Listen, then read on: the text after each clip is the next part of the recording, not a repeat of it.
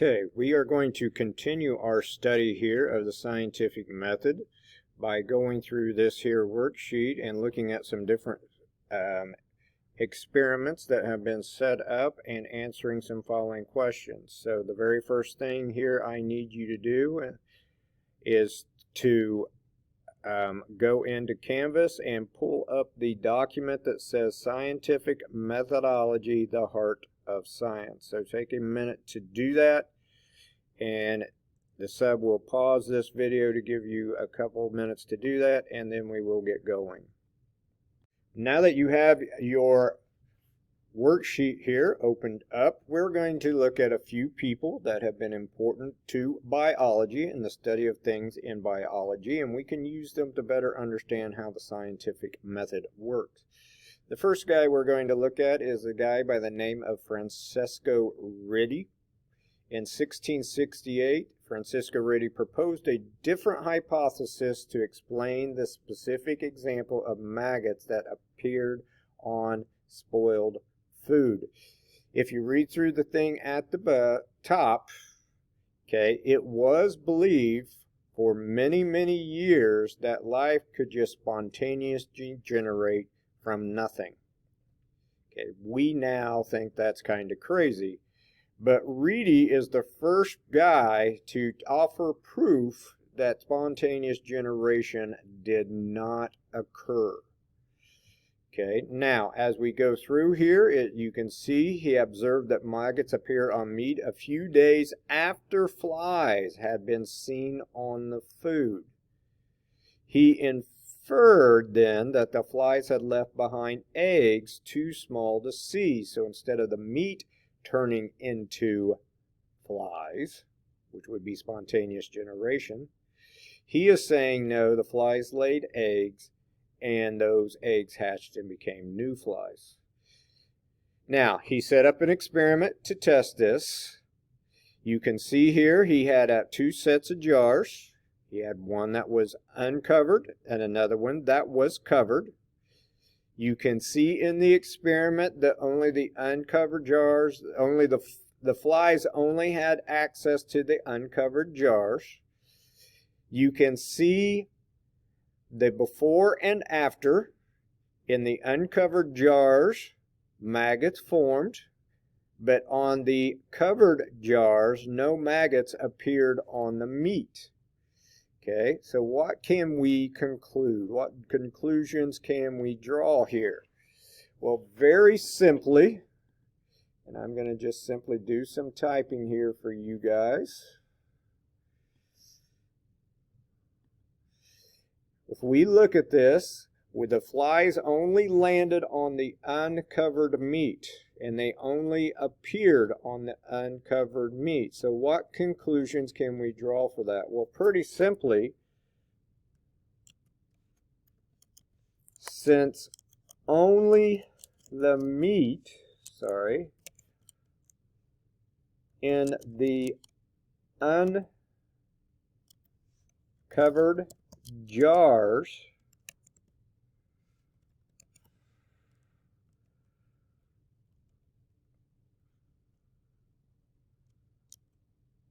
developed maggots after the flies had landed on the meat, the maggots must be coming from the flies, something that is already living, and not the meat. A very, very simple conclusion. Okay, and we can say that because in the other set of jars where the flies couldn't get in, there are no maggots. Okay, that leads us to our next guy, and I'm just going to move this back down to its own page.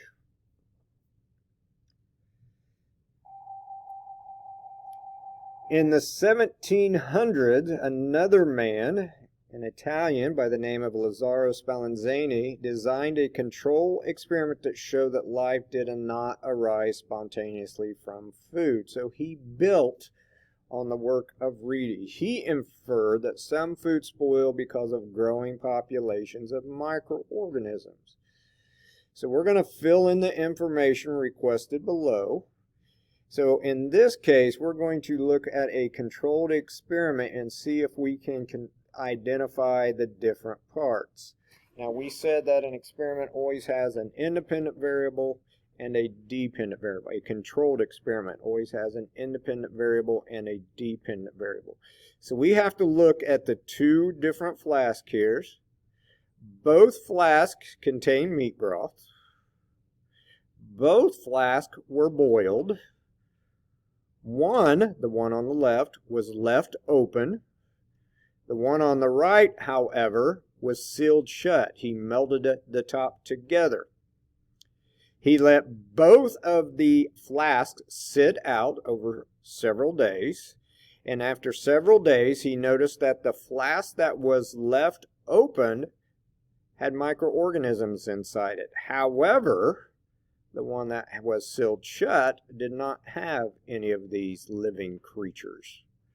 So, if we look at this experiment briefly, we should be able to identify our independent variable. We should be able to identify our dependent variable. Okay, so independent variable. What is getting into this flask that is not getting into that flask? This is our experimental flask. This is our control flask. So what is the variable in our experimental flask that is not getting in here? Okay, so what is getting in here? Well, air is getting in there. No air is getting into the sealed flask. The dependent variable, what is the factor that changes as a result of air getting into the experimental flask? Well, the variable here is the presence or growth of microorganisms. So microorganisms, or the amount of microorganisms, is the dependent variable. So this is how you can go about identifying these two types of variables. Again, very important that you be able to identify your variables that you are working with. Okay. Now, there are other variables that must be controlled as you go through your experiment, and we're going to identify 3 of those. So what do you think is kept the same in each of these? Well, if we look at the top one here, both of them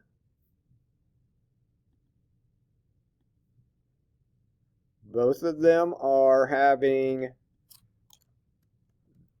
the same meat broth.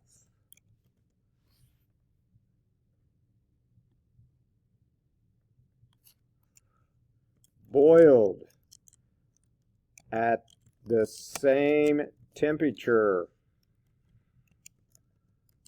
for the same amount of time. Okay, you don't want to use 2 different broths. You want to use the same broth, split it up into 2 flasks. You want to make sure that both are boiled at the same temperature for the same amount of time. Okay, what else do we need to do? It would probably be important that not only you give them the same amounts or same type of meat broth, but also the same amount of meat broth. So those are just 3 variables that I could easily look at and pick up. Now, why is it important that we control these variables? It is the only way to make sure that it is the air that is affecting the outcome of the experiment. Okay? If we maybe gave them different meat broths, that might affect the outcome. If we boil them at different temperatures for an amount of different times, that may affect the outcome. If we use different amounts, it may affect the outcome. So the only way to be sure that it is only the air that is affecting the outcome is to control the other variables. That is what we mean by a controlled experiment.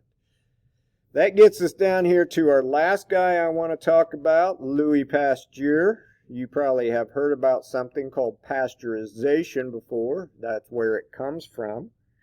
Okay, is Louis Pasteur work. And Pasteur performed his experiment because there were many critics of Spallanzani's design and work to show that organisms cannot live without air. So in 1859, Pasteur designed a controlled experiment to address this criticism.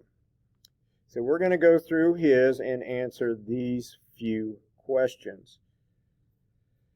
The first thing we're going to do is he noticed that he took the flask, but he developed something very, very unique. And he developed something called a swan neck flask. That means it's a curved neck. Now, air can still get into both flasks. Okay? On this flask, the second flask, he broke off the swan neck so the air could go directly in. In the first flask, the air had to go through some curves to get there. Now, I am going to tell you this. I'm not going to draw and color it in because I'd be pretty lousy doing it with the computer. But I will tell you that at the end of the experiment, when he compared these two flasks, the one with the swan neck flask remained clear. No microorganisms developed in the broth. However, the one that did have the neck broken off, where the air could go directly in, this broth was full of microorganisms. Okay? So, let's answer our questions here. I already explained this first one to you. What did Pasteur do? He developed the swan-necked flask. The swan-necked flask would allow air to get into it. Okay, and that is very important when we talk about the conclusion here. What purpose did boiling the broth do? Why did we boil the broth? Why did Spallanzani do it? Obviously, what we are doing is the purpose was to kill the bacteria in the broth. Okay, so we know that once we set these things out, that there is no bacteria in them. There are no microorganisms in there. Okay, so the only way for this to occur the way it occurs, for no microorganism to be in this one and microorganisms in this one, is as the air is moving through, or first of all, it concludes, or we can conclude that there are microorganisms in the air, and it's not the air that is becoming the microorganism, but there's microorganisms in air. And how do we know that? Because the air directly comes in, carrying in with it microorganism. This one gets contaminated.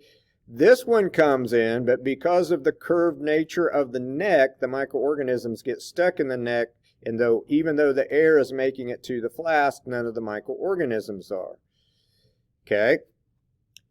So, how did this disprove spontaneous generation? It shows that living organisms must already be present and produce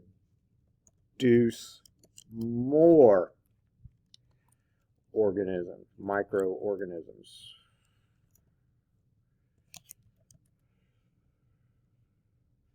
I guess I could just put organisms there. That would work. Let me get rid of this micro part right there.